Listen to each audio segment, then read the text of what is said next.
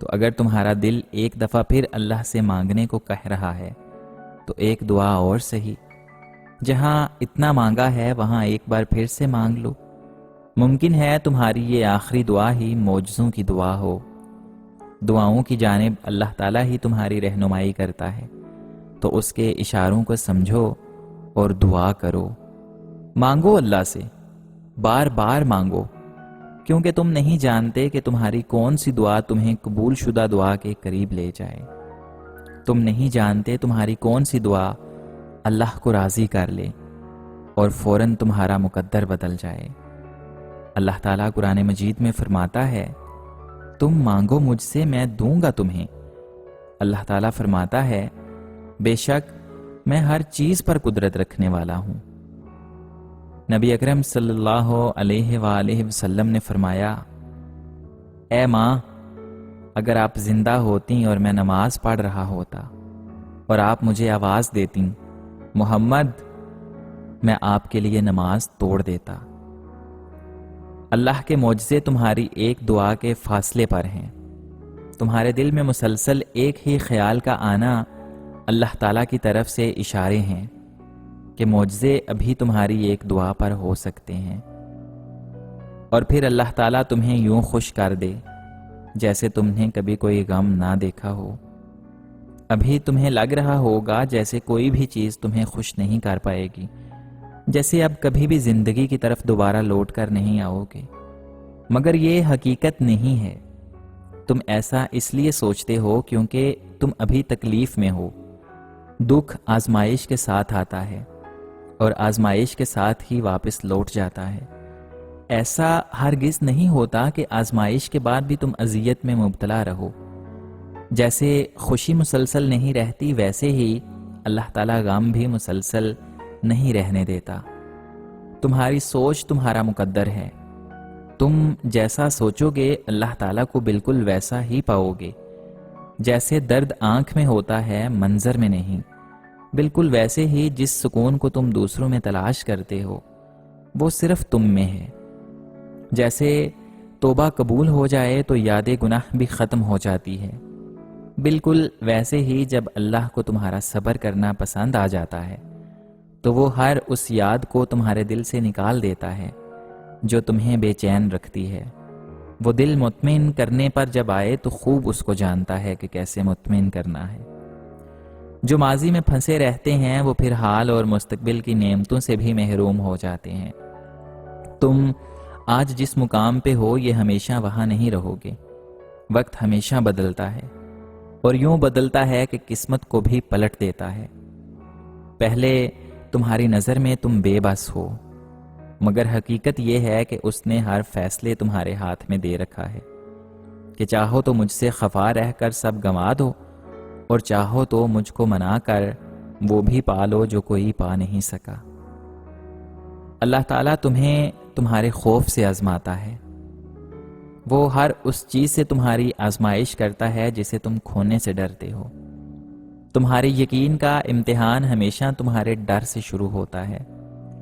یقین کی ساری راہیں بند کر کے اللہ تعالیٰ دیکھتا ہے کہ تم کتنا یقین رکھتے ہو، اور پھر جب تم بند راستوں کے باوجود بھی مانگنا نہیں چھوڑتے اور صبر سے اللہ کے معجزوں کا انتظار کرتے ہو، تو اللہ بھی تمہیں عطا کرنے کے لیے پھر وہ دروازہ کھولتا ہے جن کا تمہاری نظر میں کوئی وجود نہیں ہوتا۔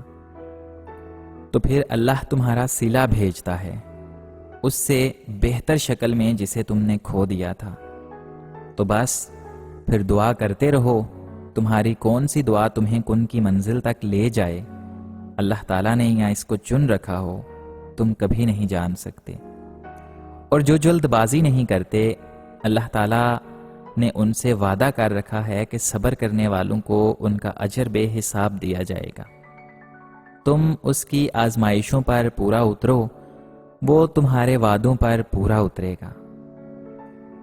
معاف کرنا سیکھو، دل سے معاف کرو۔ انسانوں کی مدد کرو گے تو اپنے خواب پورے ہوں گے، پریشانیاں اور غموں سے چھٹکارا ملے گا۔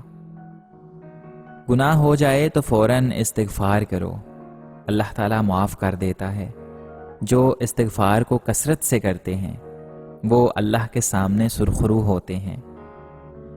جب بھی کوئی کام کرنے کا ارادہ کرو تو انشاءاللہ ضرور کہہ دیا کرو۔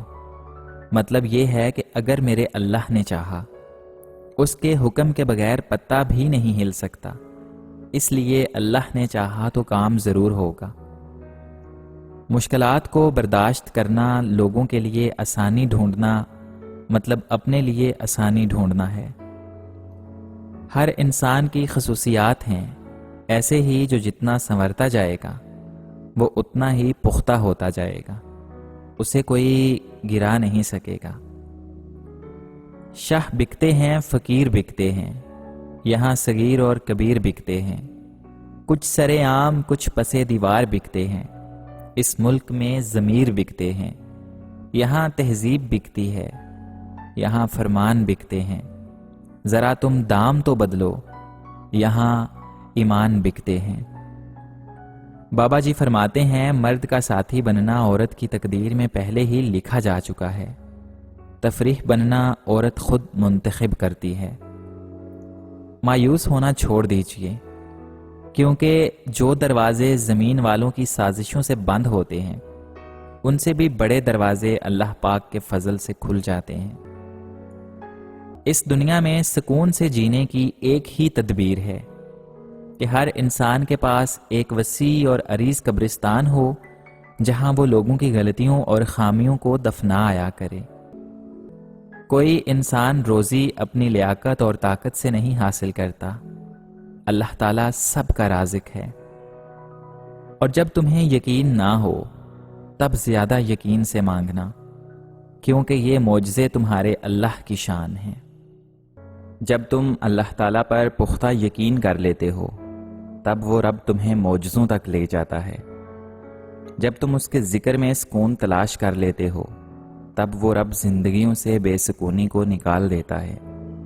جب تم اس کی رضا میں راضی ہو جاتے ہو تب وہ رب تمہاری بھی رضا کو اپنی رضا بنا لیتا ہے۔ جب تم اس کی دی ہوئی آزمائش پر صبر کر لیتے ہو تب وہ رب تمہیں تمہارے صبر کا صلہ دینے کا ارادہ کر لیتا ہے۔ جب تم ماضی کی تلخ حقیقت بلا کر آگے بڑھنے کی کوشش کرتے ہو تب وہ رب تمہارے مستقبل کو سنوارنے میں لگ جاتا ہے۔ جب تم اس کو دی ہوئی نعمتوں کا شکر ادا کرتے ہو تب وہ رب تمہیں اس سے دگنا دینے کا ارادہ کرتا ہے۔ جب سامنے اندھیرا ہی اندھیرا ہو اور کوئی راستہ نظر نہیں آ رہا اور پھر بھی تم کہو کہ میرا اللہ ساتھ ہے تب وہ رب تمہاری زندگی روشن کر دیتا ہے اور تمہارے لیے خیر کا راستہ بنا دیتا ہے۔ جب تم تہجد تک جاتے ہو اس رب کی محبت پانے کے لیے تب اللہ پاک تمہیں اپنی محبت سے سرخرو کر دیتا ہے۔